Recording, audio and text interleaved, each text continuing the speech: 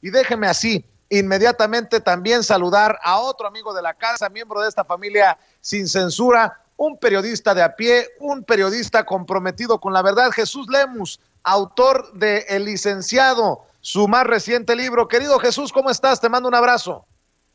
Gracias, mi querido Vicente Serrano, un gusto saludarte y un gusto poder estar con tu audiencia. Es jueves y qué bueno, el cuerpo lo sabe. Gracias, mi querido amigo.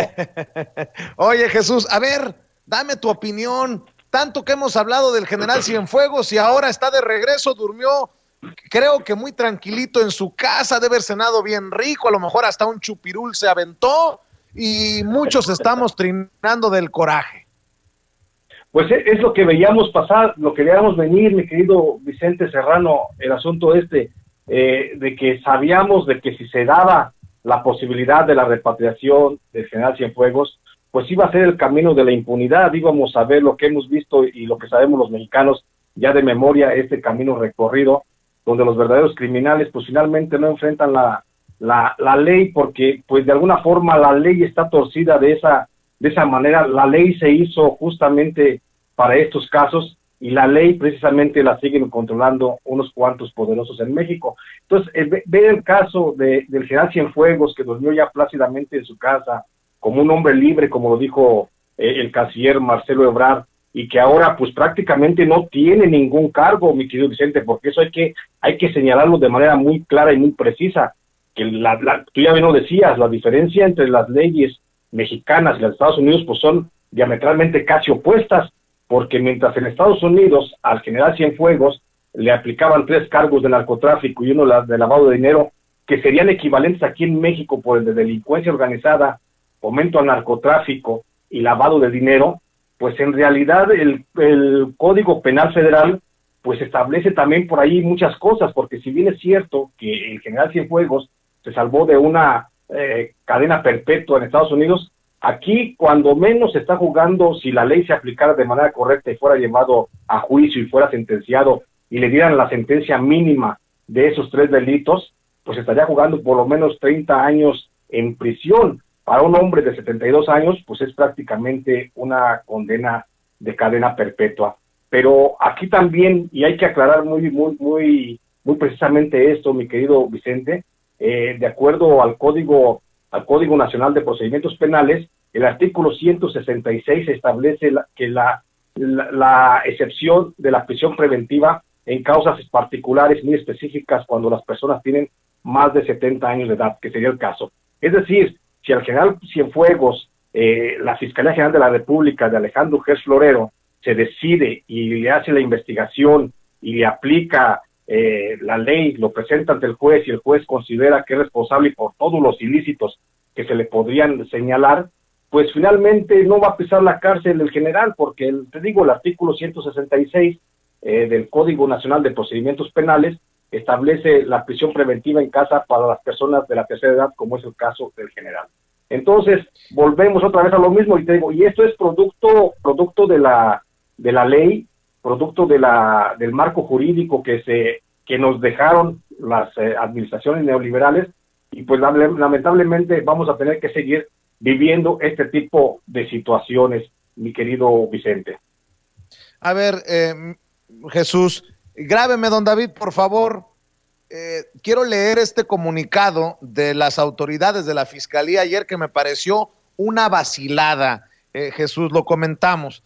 Ayer la Fiscalía General de la República escribió en Twitter: arribó al hangar de la Fiscalía General de la República la aeronave Gulfstream 4, matrícula N40VC, de donde descendió el exsecretario de la Defensa Nacional, Salvador Cienfuegos.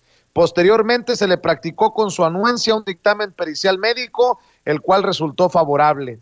El agente del Ministerio Público de la Federación notificó al general Cienfuegos formalmente la existencia de una investigación en la que él se encuentra involucrado, carpeta que fue iniciada por esta Fiscalía General de la República con la información que se recibió del Departamento de Justicia.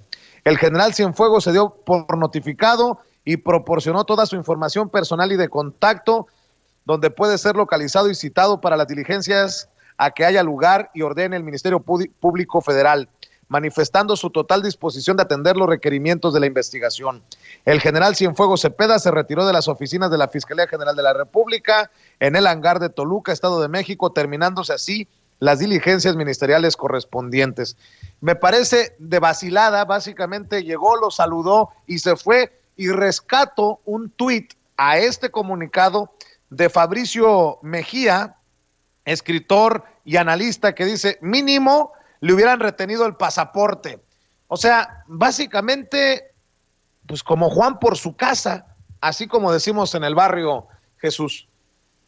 Es correcto, mi querido Vicente, no había forma porque finalmente no hay ni siquiera una investigación iniciada contra el general. El propio Marcelo Ebrard lo dijo, la información que ellos requirieron al gobierno de Estados Unidos apenas les fue proporcionada el pasado 11 de este mes.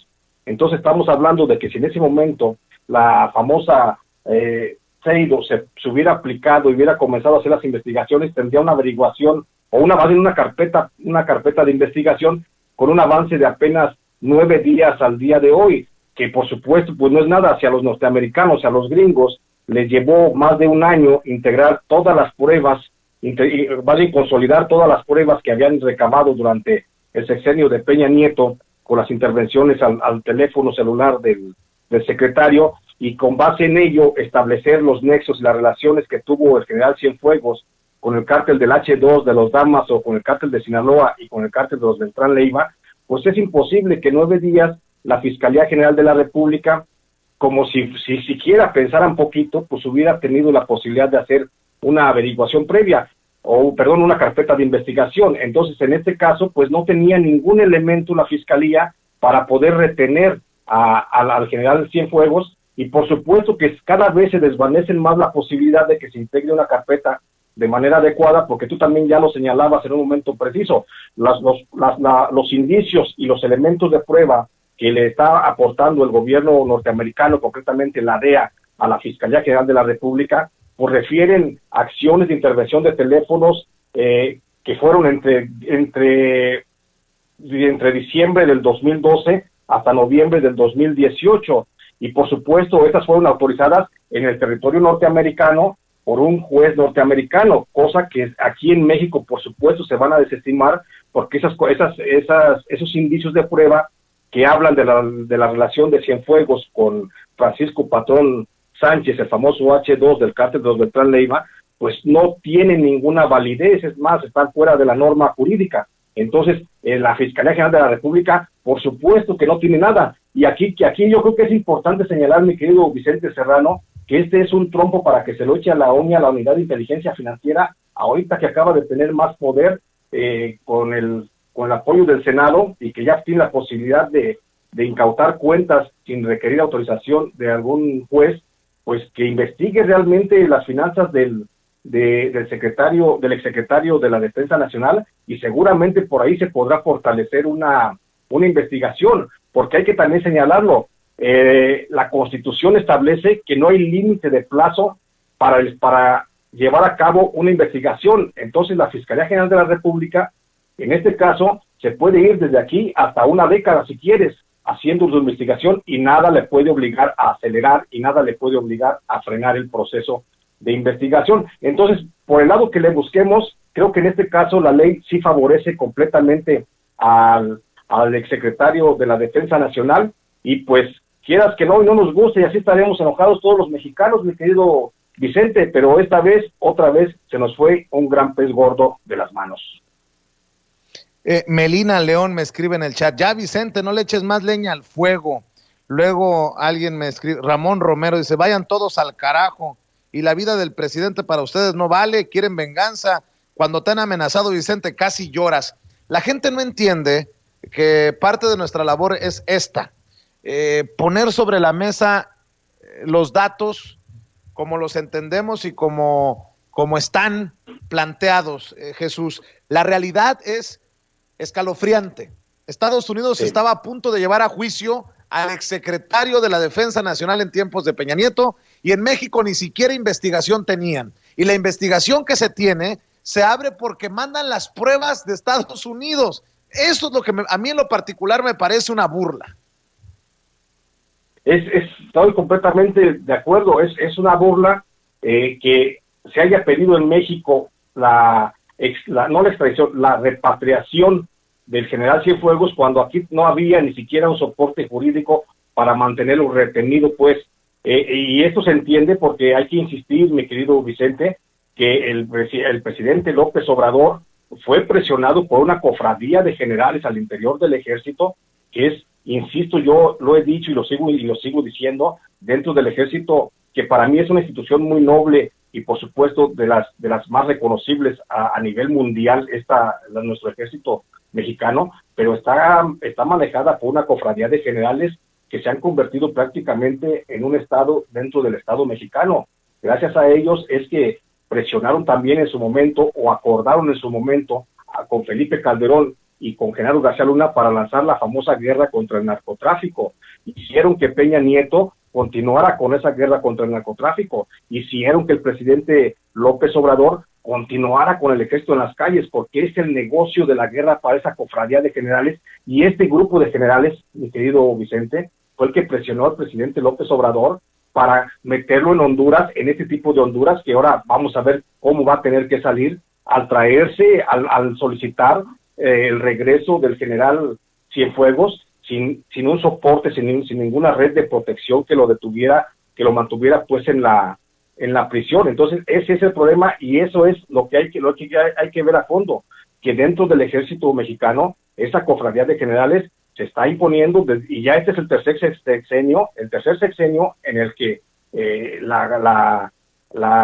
cúpula militar se está imponiendo ante el presidente de la República, el mando civil, y entonces Dios quiera y Dios guarde la hora, no se les vaya a ocurrir pretender la presidencia de la República, porque estamos hablando de cosas más serias.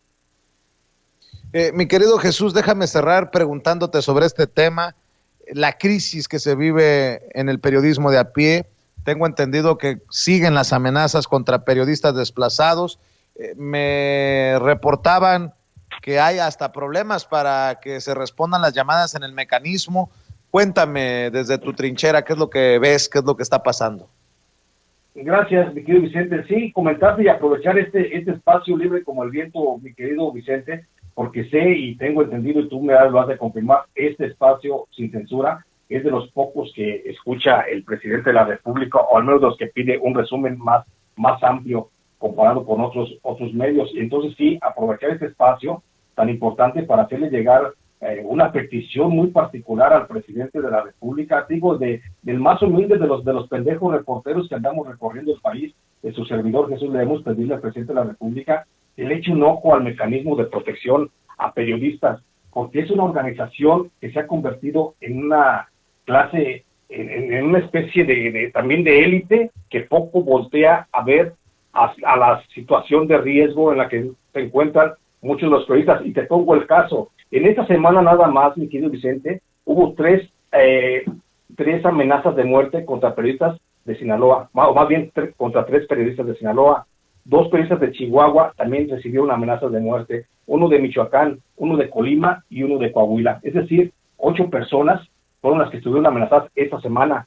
Y esas 8 personas, hablando yo con ellos, coincidieron en que en el mecanismo de protección a periodistas ni siquiera les recibieron la llamada telefónica. Esto es muy grave porque nos están dejando que nos sigan persiguiendo el crimen organizado, la delincuencia de cuello blanco y esas facciones del poder público que está relacionada con la delincuencia, para que nos callemos, mi querido Vicente. Entonces, en México sigue habiendo zonas de silencio, porque un periodista amenazado pues es un periodista que también se convierte en ejemplo para que otros periodistas no sigan hablando, y cada vez nos van silenciando. Entonces, nada más eso, Vicente, pedirle al presidente de la República, hacerle un llamado muy atento al presidente de la República, una petición concreta al presidente de la República, para que revise cómo está funcionando el mecanismo de protección a periodistas, que ni siquiera apela a los periodistas que están amenazados de muerte. Ya no digo a los periodistas que estamos protegidos, a los que prácticamente estamos en el abandono, y si nos pasa algo,